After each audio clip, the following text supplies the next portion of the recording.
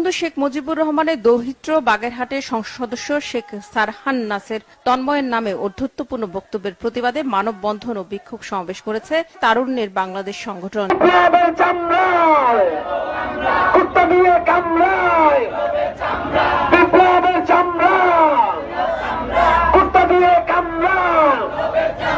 গত শনিবার বঙ্গবন্ধুর দৌহিত্র সংসদ সদস্য শেখ তন্ময়কে নিয়ে আপত্তিকর মন্তব্য করে ভোলা জেলা আওয়ামী লীগের সাংগঠনিক সম্পাদক মইনুল হোসেন বিপ্লব নামের এক ব্যক্তি। আসসালামু আলাইকুম রহমতুল্লাহ, বিসমিল্লাহির রহমানির রহিম। প্রিয় দর্শক, যে বিক্ষোভ সমাবেশ আপনারা দেখছেন, এই বিক্ষোভটা কিসের জানেন? এটা আওয়ামী লীগের একটা পক্ষের বিক্ষোভ অন্য আরেকটা আওয়ামী লীগের পক্ষের বিরুদ্ধে। যার বিরুদ্ধে মিছিল করা হচ্ছে, বিক্ষোভ করা হচ্ছে, সে কে জানেন? সে হচ্ছে তোফায়েল আহমেদের পুত্র বিপ্লব। বিপ্লব মূলত তোফায়েল আহমেদের পুত্র না, কিন্তু সবাই পুত্র হিসেবে জানেন। কিন্তু তোফায়েল আহমেদের যেহেতু কোনো পুত্র সন্তান ছিল না, যে কারণে সে তার ভাতিজাকে ছোটবেলা থেকেই নিজের সন্তানের মতো বড় করেছেন। এবং বিপ্লব যতদূর জানি যে তোফায়েল আহমেদকে বাবা বলেই ডাকেন। তো এই বিপ্লব তোফায়েল আহমেদের সন্তানের মতোই। আজকে যারা বিক্ষোভ করছে তারা সেই বিপ্লবের বিরুদ্ধে বিক্ষোভ করছেন, যে বিপ্লব কিনা গত প্রায় 1.5 যুগ ধরে এই ভোলাতে আওয়ামী লীগকে আগলে রেখেছেন। আইনিভাবে হোক বেআইনিভাবে হোক, বিএনপি জামায়াত ওই এলাকাতে কথাও বলতে পারে না, শুধুমাত্র এই তোফায়েল পরিবারের কারণে। তোফায়েল আহমেদের চাইতে বড় আওয়ামী লীগের বাংলাদেশে আর একজনও নাই।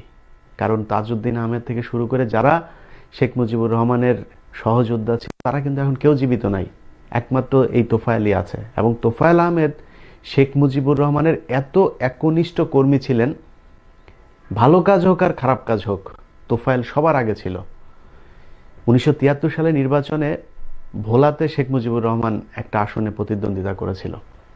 সে আসনের একজন প্রার্থী ছিলেন ডাক্তার আজহার উদ্দিন। সে ডাক্তার আজহারকে এই তোফায়েল আহমেদ নমিনেশন পেপার যেদিন জমা দিতে যাবে সেদিন তুলে নিয়ে যায় এবং তাকে গুম করে রাখে। নির্বাচনের 2 দিন পরে সে আজহারকে তোফায়েল মুক্তি দেয়। কত একনিষ্ঠ কর্মী চিন্তা করুন। ফেনী থেকে হেলিকপ্টারে করে তারপরে ব্যালট বাক্স 73 ছিনতাই করে এনেছে এই তোফায়েল। অতএব আজকের তোফায়েলকে আওয়ামী লীগ শিখানোর কিছু নাই। শেখ মুজিবুর রহমানের ভক্ত তোফায়েল আহমেদের চাইতে বড় কেউ নাই। কিন্তু সেই পরিবারের বিরুদ্ধে, সেই তোফায়েল আহমেদের পুত্রের বিরুদ্ধে আজকে মার মার কাট কাট স্লোগান দেয়া হচ্ছে। কেন দেয়া হচ্ছে সেটা জানেন? কারণ হচ্ছে তোফায়েল আহমেদের এই কথিত পুত্র মাত্র 3-4 দিন আগে একটা বক্তব্য দিয়েছে তার এলাকায়। সেই বক্তব্যের মধ্যে সে কি বলেছে সেটা আমরা একটু শুনে আসি আগে, তারপরে আলোচনায় যাই। সাহেবের ছেলে তার মারা যাওয়ার পরে কিভাবে এমপি হলো? আমাদের শেখ হেলাল সাহেব, তার ছেলে শেখ তন্ময় সাহেব কিভাবে এমপি হলো?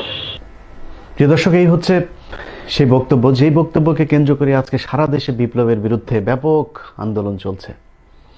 বক্তব্যের মধ্যে তিনি দুজনের নাম বলেছেন। একজন হচ্ছে আব্দুর রাজ্জাকের পুত্র, আরেকজন হচ্ছে শেখ হেলালের পুত্র শেখ তন্ময়।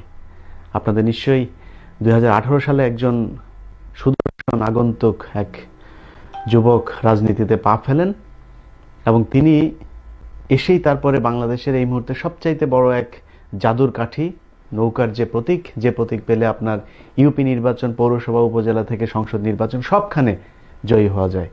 আপনি যেদিন প্রতীক বরাদ্দ পাবেন ওই দিন আপনি বুঝে যাবেন যে আপনি এই নির্বাচনে জিতে গেলেন, শুধু নৌকা থাকলেই চলবে। সে একই ধারাবাহিকতায় তন্ময় 2018 সালে নির্বাচনে জয়ী হয়েছেন এবং এমপি হয়েছেন। এমপি হবার পর তিনি এলাকায় কি করেছেন, কি করছেন সেটা নিয়ে এলাকার মানুষের কাছে গিয়ে জিজ্ঞেস করলে জানতে পারবেন। আপনারা বোধহয় নির্বাচনের পরে তার চেহারাও দেখেন নাই, না দেখার পেছনে কারণ আছে। আজকে যে বিপ্লব যে বিষয়গুলো ইঙ্গিত করে বক্তব্য দিয়েছেন সের একেবারে এভিডেন্স, তথ্য আমার কাছে আছে, যেগুলো কিনা আজ থেকে প্রায় 2 মাস আগে আমাকে পাঠিয়েছিল একজন। তো একেবারেই যেহেতু ব্যক্তিগত বিষয়, এটা নিয়ে কথা বলতে চাইনি। তো এটা এখন যেহেতু একেবারে জাতীয় পর্যায়ে আলোচনা হচ্ছে, আমার মনে হয় আপনাদের জানা উচিত।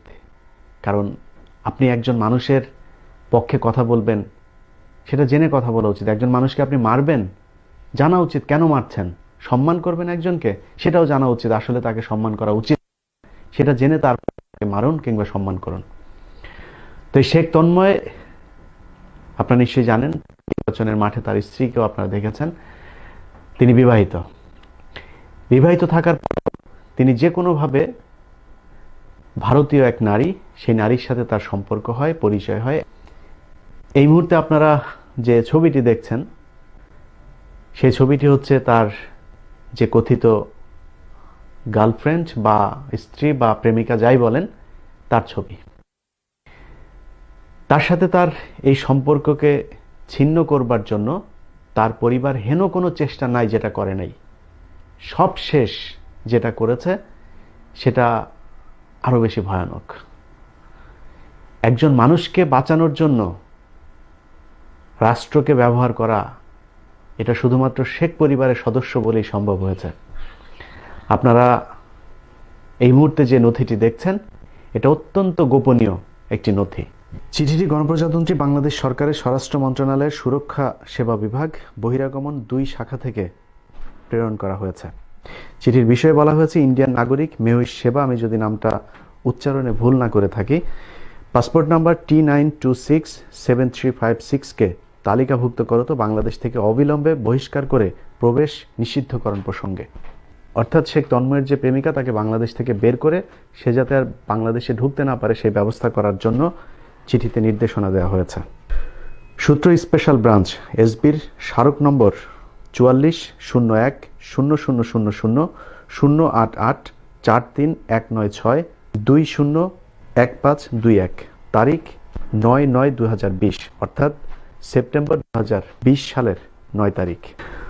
উপযুক্ত বিষয়ে সুব্রস্থ স্মারকের পরিপ্রেক্ষিতে ইন্ডিয়ান নাগরিক Mehwish Saba passport number T926735 foreigners order 1951 সালের 3(4)A ধারা মোতাবেক তালিকাভুক্ত করে বাংলাদেশ থেকে অবিলম্বে বহিষ্কার পূর্বক পুনরায় বাংলাদেশে প্রবেশ নিষিদ্ধকরণ নিশ্চিত করে এই বিভাগকে অবহিতকরণের জন্য নির্দেশক্রমে অনুরোধ করা হলো। প্রিয় দর্শক, একজন মানুষকে তার প্রেমিকার হাত থেকে বাঁচানোর জন্য বাংলাদেশের বর্ডার সিলগালা করা হয়েছে। যদি তাই হয়, তাহলে একটা রাষ্ট্রকে বাঁচানোর জন্য কেন নরেন্দ্র মোদীকে বাংলাদেশে নিষিদ্ধ করা হয় না? শুধুমাত্র একটা পরিবারের জন্যই কি বাংলাদেশ স্বাধীন হয়েছিল? হয়তো তাই হয়েছিল।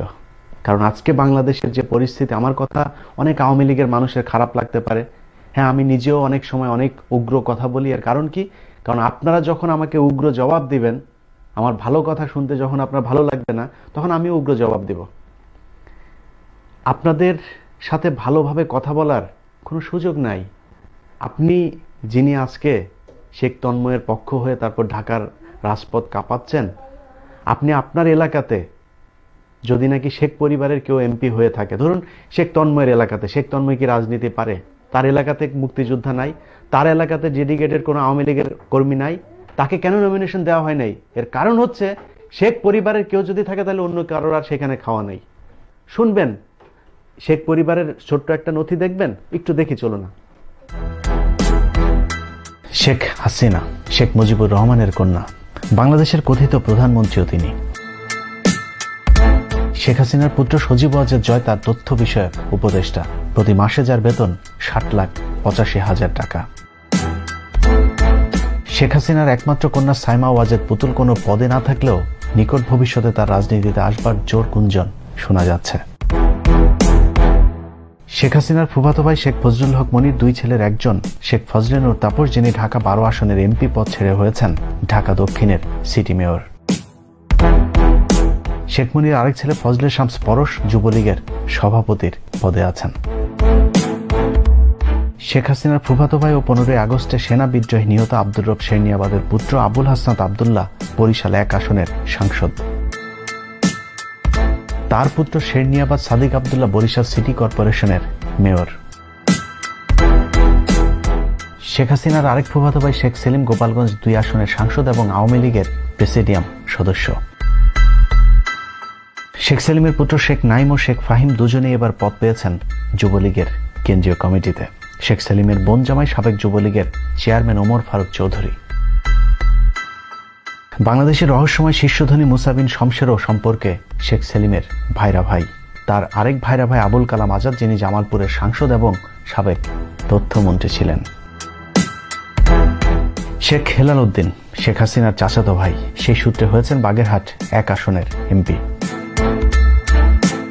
শেখ হেলালের সূত্র ধরে আবার তার পুত্র শেখ সারহান নাসের তন্ময় হয়েছেন বাগেরহাট 2 আসনের এমপি। 1987 সালে জন্মগ্রহণ করে মাত্র 31 বছর বয়সেই সংসদ সদস্য হয়েছেন 2018 সালের রাতের ভোটে। শেখ হাসিনার চাচাতো ভাই শেখ সোহেল দীর্ঘদিন ধরে বিসিবির পরিচালকের দায়িত্ব পালন করছেন, সেই সাথে নতুন করে পদ পেয়েছেন যুবলীগের কেন্দ্রীয় কমিটিতে। আরেক চাচাতো ভাই শেখ সালাউদ্দিন জুয়েল খুলনা 2 আসনের সংসদ সদস্য নির্বাচিত হয়েছেন বিনা প্রতিদ্বন্দ্বিতায়। চাচাতো ফুফাতো ভাইদের পাশাপাশি ভাগ্য বিধাতা মুখ খুলে তাকিয়েছেন ফুফাতো বোনদের দিকেও। ফুফাতো বোনের ছেলে নূরে আলম চৌধুরী লিটন মাদারীপুর 1 আসনের সংসদ সদস্য। আরেক ফুফাতো বোনের ছেলে মুজিবুর রহমান ওরফে নিক্সন চৌধুরী বরিশাল 4 আসনের এমপি, সেই সাথে পদে আছেন যুবলীগের কেন্দ্রীয় কমিটিতে। রক্তের সম্পর্কের বাইরেও বৈবাহিকভাবে যারা শেখ পরিবারের সাথে যুক্ত হয়েছে কপাল খুলেছে তাদেরও। কুখ্যাত রাজাকারের পুত্র রাজাকার ইঞ্জিনিয়ার খন্দকার মোশাররফ হোসেন শেখ হাসিনার মেয়ে পুতুলের শ্বশুর হবার সুবাদে হয়েছেন সংসদ সদস্য, সেই সাথে ছিলেন 2 বারের মন্ত্রীও।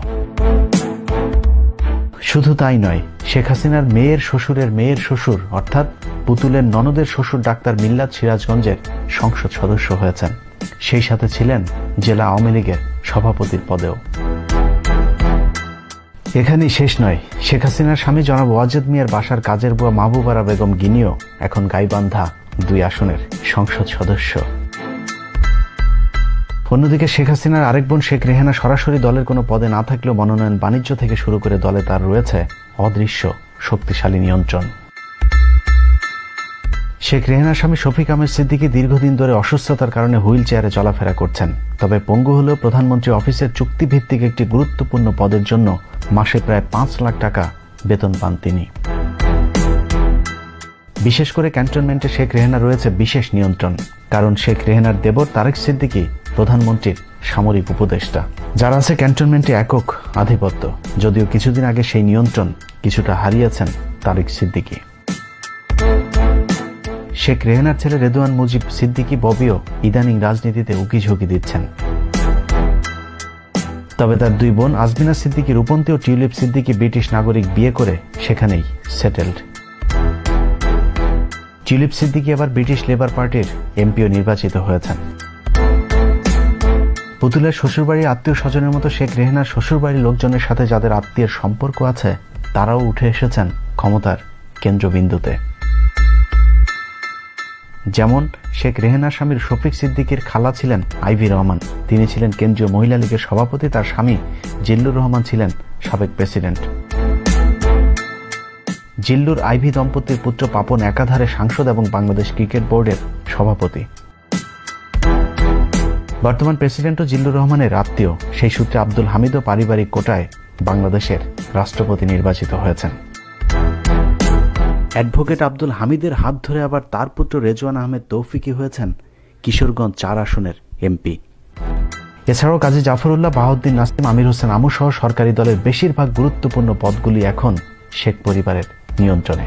সব মিলিয়ে এ যেন এক পরিবারতন্ত্রের কবলে গোটা বাংলাদেশ।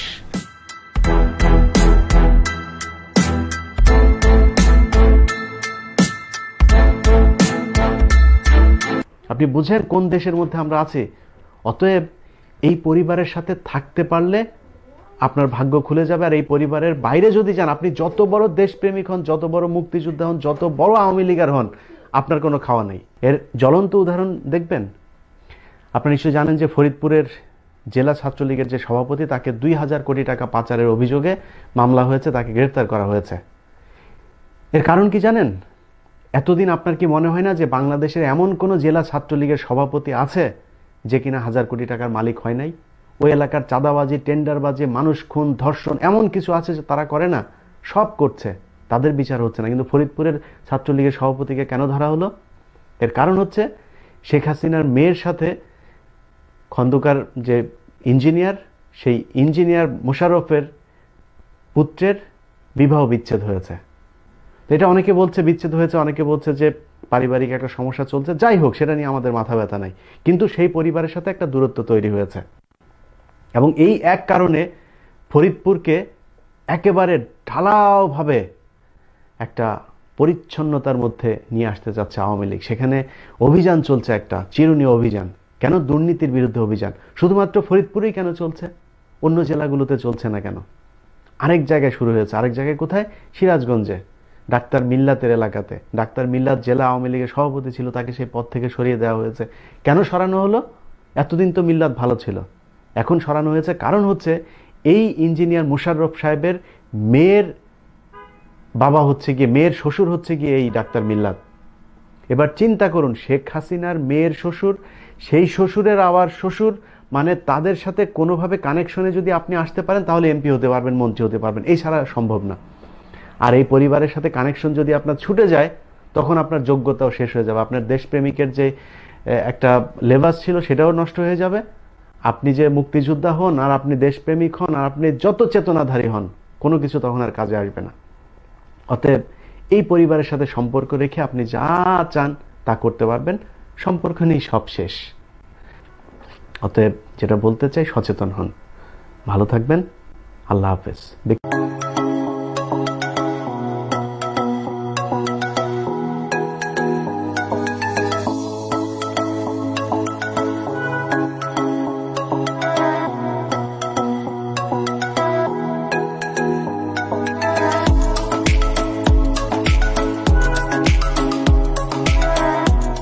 বঙ্গবন্ধু শেখ মুজিবুর রহমানের দৌহিত্র বাগেরহাটের সংসদ সদস্য শেখ সারহান নাসের তন্ময়ের নামে অধ্যত্বপূর্ণ বক্তব্যের প্রতিবাদে মানববন্ধন ও বিক্ষোভ সমাবেশ করেছে তারুণ্যের বাংলাদেশ সংগঠন।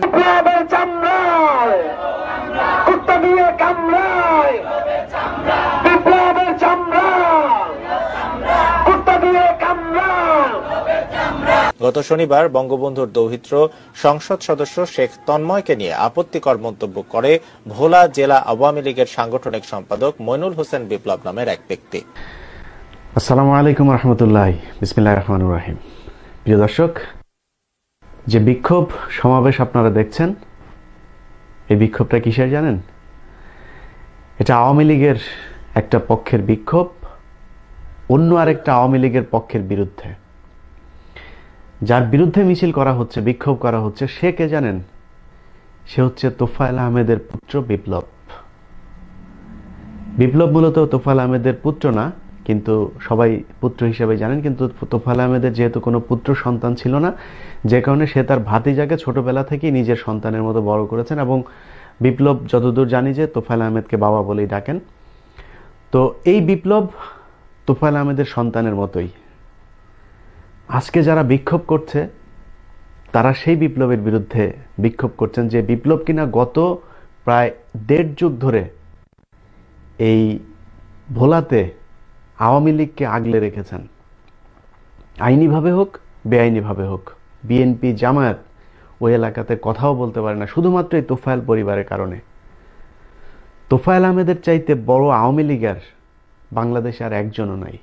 কারণ তাজউদ্দিন আহমেদ থেকে শুরু করে যারা শেখ মুজিবুর রহমানের সহযোদ্ধা ছিল, তারা কিন্তু এখন কেউ জীবিত নাই, একমাত্র এই তোফায়েলই আছে। এবং তোফায়েল আহমেদ শেখ মুজিবুর রহমানের এত একনিষ্ঠ কর্মী ছিলেন, ভালো কাজ হোক আর খারাপ কাজ হোক, তোফায়েল সবার আগে ছিল।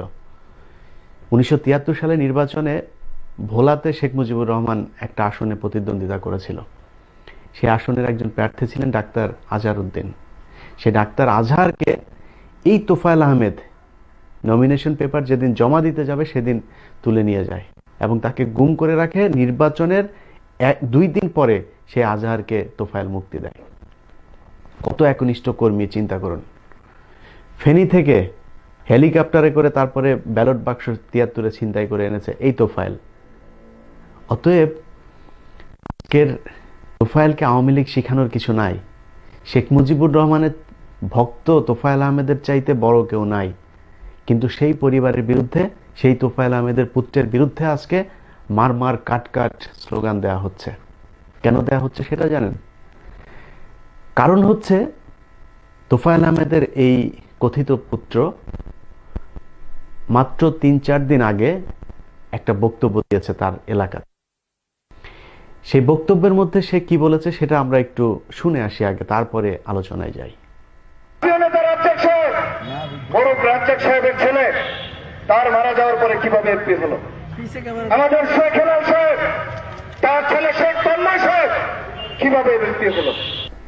প্রিয় দর্শক, এই হচ্ছে সেই বক্তব্য, যেই বক্তব্যকে কেন্দ্র করে আজকে সারা দেশে বিপ্লবের বিরুদ্ধে ব্যাপক আন্দোলন চলছে। বক্তব্যের মধ্যে তিনি দুজনের নাম বলেছেন, একজন হচ্ছে আব্দুর রাজ্জাকের পুত্র, আরেকজন হচ্ছে শেখ হেলালের পুত্র শেখ তন্ময়। আপনাদের নিশ্চয়ই 2018 সালে একজন সুদর্শন আগন্তুক এক যুবক রাজনীতিতে পা ফেলেন এবং তিনি এসেই তারপরে বাংলাদেশের এই মুহূর্তে সবচাইতে বড় এক জাদুর কাঠি, নৌকার যে প্রতীক পেলে আপনার ইউপি নির্বাচন, পৌরসভা, উপজেলা থেকে সংসদ নির্বাচন সবখানে জয়ী হওয়া যায়। আপনি যেদিন প্রতীক বরাদ্দ পাবেন ওই দিন আপনি বুঝে যাবেন যে আপনি এই নির্বাচনে জিতে গেলেন, শুধু নৌকা থাকলেই চলবে।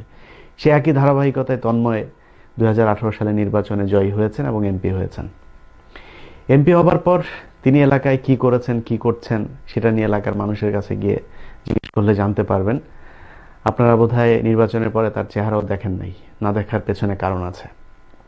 আজকে যে বিপ্লব, যে বিষয়গুলো ইঙ্গিত করে বক্তব্য দিয়েছেন সের একেবারে এভিডেন্স, তথ্য আমার কাছে আছে, যেগুলো কিনা আজ থেকে প্রায় 2 মাস আগে আমাকে পাঠিয়েছিল একজন। তো একেবারেই যেহেতু ব্যক্তিগত বিষয়, এটা নিয়ে কথা বলতে চাইনি। তো এটা এখন যেহেতু একেবারে জাতীয় পর্যায়ে আলোচনা হচ্ছে, আমার মনে হয় আপনাদের জানা উচিত। কারণ আপনি একজন মানুষের পক্ষে কথা বলবেন, সেটা জেনে কথা বলা উচিত। একজন মানুষকে আপনি মারবেন, জানা উচিত কেন মারছেন। সম্মান করবেন একজনকে, সেটাও জানা উচিত, আসলে তাকে সম্মান করা উচিত, সেটা জেনে তারপরে মারুন কিংবা সম্মান করুন। তো এই শেখ তন্ময় আপনারা নিশ্চয়ই জানেন, নির্বাচনের মাঠে তার স্ত্রীকেও আপনারা দেখেছেন। তিনি বিবাহিত থাকার পর তিনি যে কোনোভাবে ভারতীয় এক নারী, সেই নারীর সাথে তার সম্পর্ক হয়, পরিচয় হয়। এই মুহূর্তে আপনারা যে ছবিটি দেখছেন সেই ছবিটি হচ্ছে তার যে কথিত গার্লফ্রেন্ড বা স্ত্রী বা প্রেমিকা যাই বলেন, তার ছবি। তার সাথে তার এই সম্পর্ককে ছিন্ন করবার জন্য তার পরিবার হেন কোনো চেষ্টা নাই যেটা করে নাই। সব শেষ যেটা করেছে সেটা আরো বেশি ভয়ানক। একজন মানুষকে বাঁচানোর জন্য রাষ্ট্রকে ব্যবহার করা, এটা শুধুমাত্র শেখ পরিবারের সদস্য বলেই সম্ভব হয়েছে। আপনারা এই মুহূর্তে যে নথিটি দেখছেন এটা অত্যন্ত গোপনীয় একটি নথি। চিঠিটি গণপ্রজাতন্ত্রী বাংলাদেশ সরকারের স্বরাষ্ট্র মন্ত্রণালয়ের সুরক্ষা সেবা বিভাগ বহিরাগমন 2 শাখা থেকে প্রেরণ করা হয়েছে। চিঠির বিষয়ে বলা হয়েছে, ইন্ডিয়ান নাগরিক মেহুইশ সেবা, আমি যদি নামটা উচ্চারণে ভুল না করে থাকি, পাসপোর্ট নাম্বার T926735 কে তালিকাভুক্ত করত বাংলাদেশ থেকে অবিলম্বে বহিষ্কার করে প্রবেশ নিষিদ্ধকরণ প্রসঙ্গে। অর্থাৎ শেখ তন্ময়ের যে প্রেমিকা, তাকে বাংলাদেশ থেকে বের করে সে যাতে আর বাংলাদেশে ঢুকতে না পারে সেই ব্যবস্থা করার জন্য চিঠিতে নির্দেশনা দেওয়া হয়েছে। সূত্র স্পেশাল ব্রাঞ্চ এসবির স্মারক নম্বর 4401000088431962011521, তারিখ 9/9/2020, অর্থাৎ সেপ্টেম্বর 2020 সালের 9 তারিখ। উপযুক্ত বিষয়ে সুব্রস্থ স্মারকের পরিপ্রেক্ষিতে ইন্ডিয়ান নাগরিক Mehwish Saba passport number T926735 কে ফরেনার্স অর্ডার 1951 সালের 3(4)A ধারা মোতাবেক তালিকাভুক্ত করে বাংলাদেশ থেকে অবিলম্বে বহিষ্কার পূর্বক পুনরায় বাংলাদেশে প্রবেশ নিষিদ্ধকরণ নিশ্চিত করে এই বিভাগকে অবহিতকরণের জন্য নির্দেশক্রমে অনুরোধ করা হলো। প্রিয় দর্শক, একজন মানুষকে তার প্রেমিকার হাত থেকে বাঁচানোর জন্য বাংলাদেশের বর্ডার সিলগালা করা হয়েছে। যদি তাই হয় তাহলে একটা রাষ্ট্রকে বাঁচানোর জন্য কেন নরেন্দ্র মোদীকে বাংলাদেশে নিষিদ্ধ করা হয় না? শুধুমাত্র একটা পরিবারের জন্যই কি বাংলাদেশ স্বাধীন হয়েছিল? হয়তো তাই হয়েছিল। কারণ আজকে বাংলাদেশের যে পরিস্থিতি, আমার কথা অনেক আওয়ামী লীগের মানুষের খারাপ লাগতে পারে। হ্যাঁ, আমি নিজেও অনেক সময় অনেক উগ্র কথা বলি। এর কারণ কি? কারণ আপনারা যখন আমাকে উগ্র জবাব দিবেন, আমার ভালো কথা শুনতে যখন আপনার ভালো লাগবে না, তখন আমি উগ্র জবাব দেব। আপনাদের সাথে ভালোভাবে কথা বলার কোনো সুযোগ নাই। আপনি যিনি আজকে শেখ তন্ময়ের পক্ষ হয়ে তারপর ঢাকার রাজপথ কাঁপাচ্ছেন, আপনি আপনার এলাকাতে যদি নাকি শেখ পরিবারের কেউ এমপি হয়ে থাকে, ধরুন শেখ তন্ময়ের এলাকাতে, শেখ তন্ময় কি রাজনীতি পারে? তার এলাকাতে মুক্তিযোদ্ধা নাই, তার এলাকাতে ডেডিকেটেড কোনো আওয়ামী লীগের কর্মী নাই, তাকে কেন নমিনেশন দেওয়া হয় নাই? এর কারণ হচ্ছে শেখ পরিবারের কেউ যদি থাকে তাহলে অন্য কারোর আর সেখানে খাওয়া নেই। শুনবেন, শেখ পরিবারের ছোট্ট একটা নথি দেখবেন, একটু দেখি চলো না। শেখ হাসিনা শেখ মুজিবুর রহমানের কন্যা, বাংলাদেশের কথিত প্রধানমন্ত্রীও তিনি। শেখ হাসিনার পুত্র সজীব ওয়াজেদ জয় তার তথ্য বিষয়ক উপদেষ্টা, প্রতি মাসে যার বেতন 60,85,000 টাকা। শেখ হাসিনার একমাত্র কন্যা সাইমা ওয়াজেদ পুতুল কোনো পদে না থাকলেও নিকট ভবিষ্যতে তার রাজনীতিতে আসবার জোর গুঞ্জন শোনা যাচ্ছে। শেখ হাসিনার ফুফাতো ভাই শেখ ফজলুল হক মনির দুই ছেলের একজন শেখ ফজলে নূর তাপস, যিনি ঢাকা 12 আসনের এমপি পদ ছেড়ে হয়েছেন ঢাকা দক্ষিণের সিটি মেয়র। শেখ মনির আরেক ছেলে ফজলে শামস পরশ যুবলীগের সভাপতির পদে আছেন। শেখ হাসিনার ফুফাতো ভাই ও 15 আগস্টে সেনা বিদ্রোহে নিহত আব্দুর রব শেরনিয়াবাদের পুত্র আবুল হাসনাত আবদুল্লাহ বরিশাল 1 আসনের সাংসদ। তার পুত্র শেরনিয়াবাদ সাদিক আবদুল্লাহ বরিশাল সিটি কর্পোরেশনের মেয়র। শেখ হাসিনার আরেক ফুফাতো ভাই শেখ সেলিম গোপালগঞ্জ 2 আসনের সাংসদ এবং আওয়ামী লীগের প্রেসিডিয়াম সদস্য। শেখ সেলিমের পুত্র শেখ নাইম ও শেখ ফাহিম দুজনেই এবার পদ পেয়েছেন যুবলীগের কেন্দ্রীয় কমিটিতে। শেখ সেলিমের বোন জামাই সাবেক যুবলীগের চেয়ারম্যান ওমর ফারুক চৌধুরী। বাংলাদেশের রহস্যময় শীর্ষধনী মুসা বিন শমশেরও সম্পর্কে শেখ সেলিমের ভাইরা ভাই। তার আরেক ভাইরা ভাই আবুল কালাম আজাদ, যিনি জামালপুরের সাংসদ এবং সাবেক তথ্যমন্ত্রী ছিলেন। শেখ হেলাল উদ্দিন শেখ হাসিনার চাচাতো ভাই, সেই সূত্রে হয়েছেন বাগেরহাট 1 আসনের এমপি।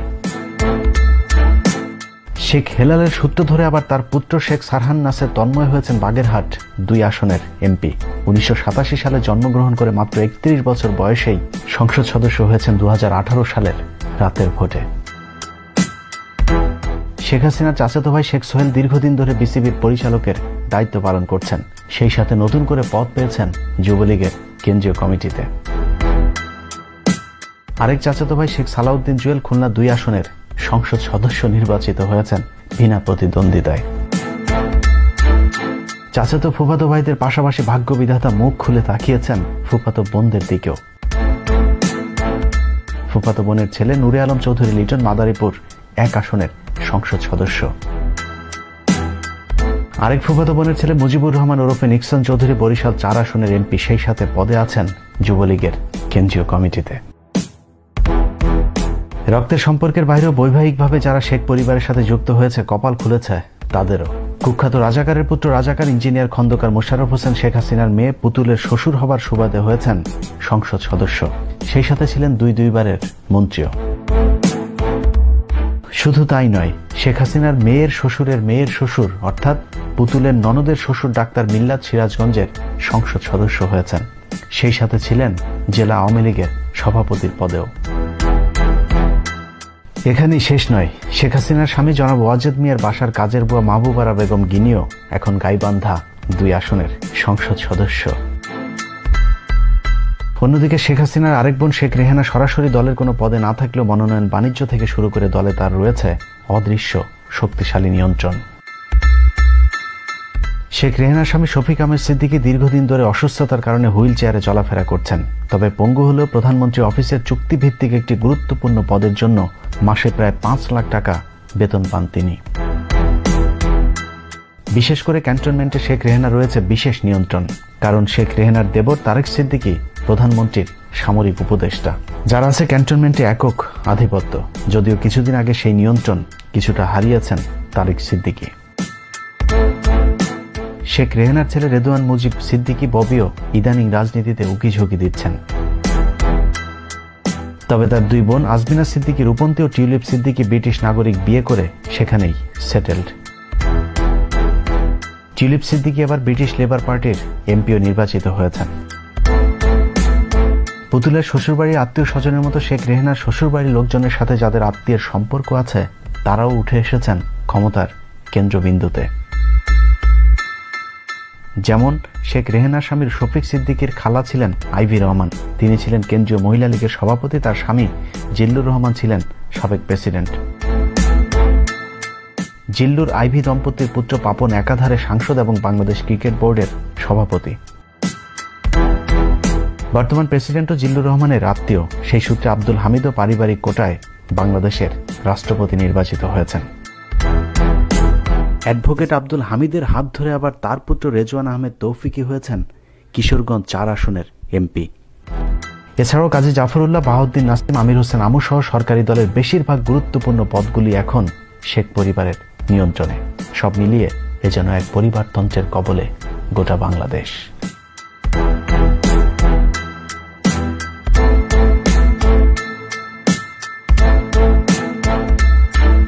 আপনি বুঝেন কোন দেশের মধ্যে আমরা আছি।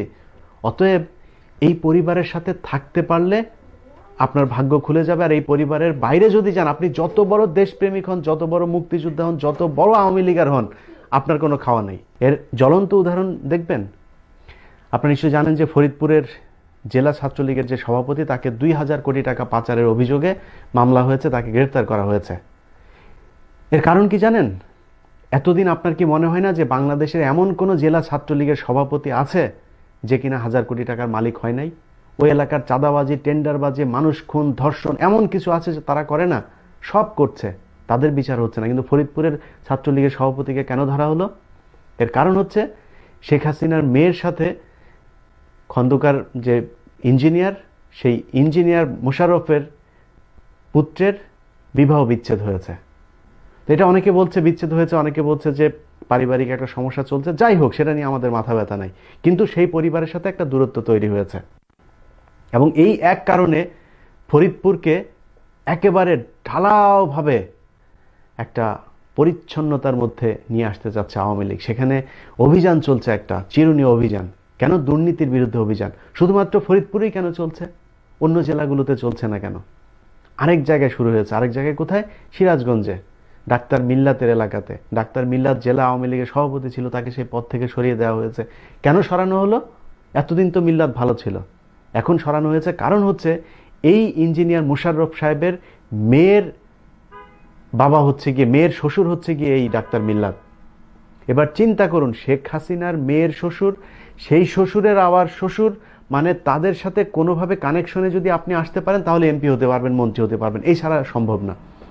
আর এই পরিবারের সাথে কানেকশন যদি আপনার ছুটে যায়, তখন আপনার যোগ্যতাও শেষ হয়ে যাবে। আপনার দেশপ্রেমিকের যে একটা লেবাস ছিল সেটাও নষ্ট হয়ে যাবে। আপনি যে মুক্তিযোদ্ধা হন, আর আপনি দেশপ্রেমিক হন, আর আপনি যত চেতনাধারী হন, কোনো কিছু তখন আর কাজে আসবে না। অতএব এই পরিবারের সাথে সম্পর্ক রেখে আপনি যা চান তা করতে পারবেন। সম্পর্ক নেই, সব শেষ। অতএব যেটা বলতে চাই, সচেতন হন। ভালো থাকবেন। আল্লাহ হাফেজ।